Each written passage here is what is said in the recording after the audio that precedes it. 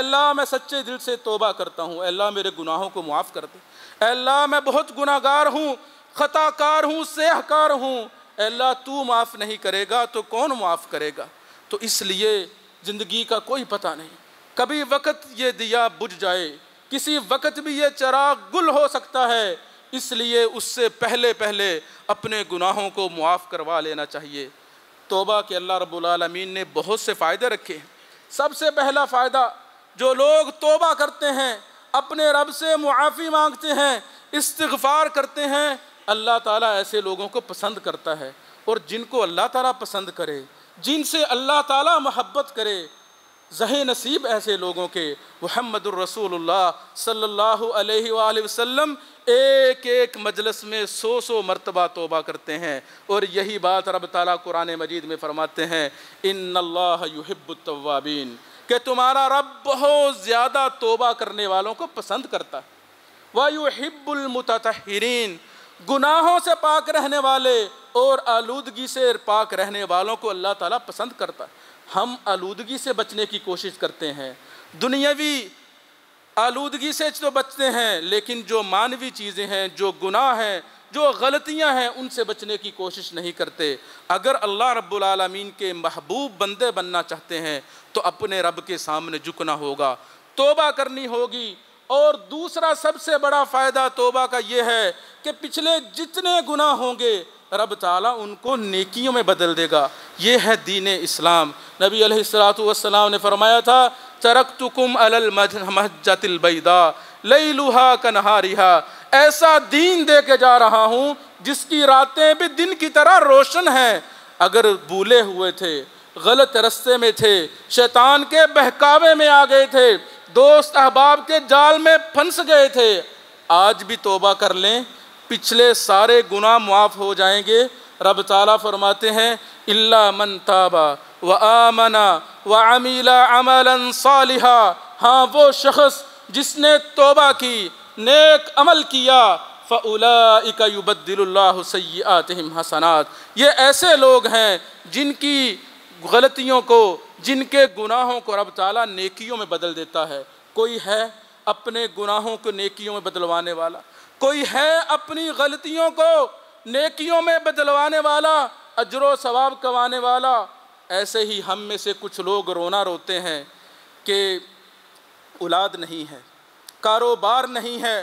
جو لوگ توبہ کرتے ہیں، اپنے رب سے ڈرتے ہیں، اللہ تعالیٰ ان کو اولاد بھی دیتا ہے، اللہ تعالیٰ ان کا کاروبار بھی چلاتا ہے۔ گرمی کی شدت اچانک بڑھ گئی، آپ لوگوں نے دیکھا، عام توقع نہیں تھی کہ اتنی گرمی آئے، لیکن یہ گرمی ہمیں بتاتی ہے کہ ایک گرمی ایسی بھی آنے والی ہے جہاں پر یہ پنکھے نہیں چلتے، جہاں پر اے سی نہیں چلتے، ایئر کولر نہیں چلتے، وہاں پر اعمال کی ٹھنڈی ہوا ملتی ہے۔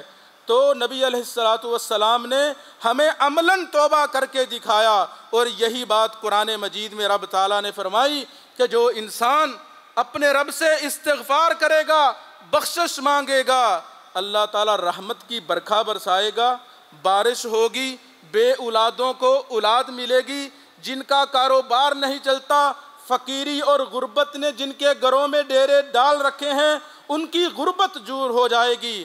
حضرت نوح علیہ السلام کی زبان میں رب تعالیٰ قرآن مجید میں فرماتے ہیں، فَقُلْتُ اسْتَغْفِرُوا رَبَّكُمْ إِنَّهُ كَانَ غَفَّارًا، اے لوگو اپنے رب سے استغفار کرو، وہ بہت زیادہ بخشنے والا ہے۔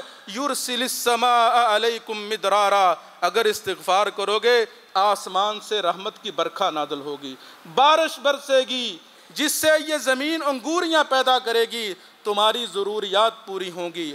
اور کیا ہوگا؟ وَيُمْدِدْكُمْ بِأَمْوَالٍ، تمہارا رب تمہیں مال و دولت سے نواز دے گا، غربت اور فقر دور ہو جائے گا۔ وَيُمْدِدْكُمْ بِأَمْوَالٍ وَبَنِينَ، اور تمہیں اولاد دے گا۔ وَيَجْعَلْ لَكُمْ جَنَّاتٍ وَيَجْعَلْ لَكُمْ أَنْهَارًا، جنتیں تمہارا مقدر بن جائیں گی، ایسی جنتیں جن میں نہریں بہتی ہیں۔ کوئی ہے توبہ کرنے والا؟ کوئی ہے اولاد حاصل کرنے والا توبہ کر کے؟ کوئی ہے اپنی غربت اور فقر کو دور کرنے والا توبہ کر کے؟ یہ بھی یاد رہے، توبہ کی 3 شرطیں بھی ہیں، صرف ایسے توبہ قبول نہیں ہوگی۔ پہلی شرط یہ ہے کہ انسان سچے دل سے توبہ کرے، اپنے گناہ کا اعتراف کرے اور سچے دل سے توبہ کرے۔ اور دوسری شرط یہ ہے کہ یہ اپنے رب سے وعدہ کرے، اے اللہ آئندہ یہ گناہ نہیں کروں گا۔ انسان کے دل کے اندر ایک چور ہوتا ہے، وہ چور ہو وہ اسے بتا دیتا ہے سچی توبہ ہے یا جھوٹی ہے۔ اگر سچی توبہ کریں گے تمہارا رب بھی جانتا ہے اور ہم بھی جانتے ہیں، تو انسان عزم کرے اے اللہ میں دوبارہ یہ گناہ نہیں کروں گا۔ اگر بعد میں ہو جاتا ہے، شیطان کے بہکاوے میں آ جاتا ہے، یہ الگ بات ہے، لیکن جب توبہ کر رہا ہو اس وقت عزم مصمم ہو، سچے دل سے توبہ کرے۔ اور تیسری شرط یہ ہے توبہ کا جو وقت ہے اس وقت میں توبہ کی جائے۔ اور ساتھ ہی اس کے اندر یہ بھی شرط ہے اگر آپ نے گناہ ایسا کیا تھا جس کا تعلق حقوق العباد میں سے ہے تو وہ حق واپس کیا جائے۔ اگر کسی کا مال ہتھیایا تھا، اگر کسی کی امانت میں خیانت کی تھی تو وہ اس کی امانت واپس کی جائے، کیونکہ محمد الرسول اللہ صلی اللہ علیہ وآلہ وسلم نے فرمایا من کانت عنده مظلمۃ لاخیہ او من عرضہ شیء فلیتحلل منہ اليوم۔ لوگوں، جس نے اپنے کسی مسلمان بھائی پہ ظلم و ستم کیا تھا، اس کی امانت میں خیانت کی تھی، اس کا مال ہتھایا تھا، اس پر بہتان لگایا تھا، کسی قسم کا بھی اسے نقصان پہنچایا تھا، آج ہی اپنے مسلمان بھائی سے معافی مانگ لے، قبل اللہ یکون درہم ولا دینار، اس دن سے پہلے کہ جب درہم و دینار، مال و دولت، روپیہ پیسہ کام نہیں آئے گا۔ اگر آج اپنے گناہ معاف نہیں کروائے، قیامت والے دن وہ مظلوم آئیں گے، ان کو اٹھا کر تمہاری نیکیاں دے دی جائیں گی اور ان کے گناہ اٹھا کر تمہارے کھاتے میں ڈال دیے جائیں گے۔ ثم طرح فی النار، پھر ایسے بدبخت کو جہنم میں پھینک دیا جائے گا۔ اللہ تعالی ہم سب کو ایسے گناہوں سے بچنے کی توفیق عطا فرمائے۔ وآخر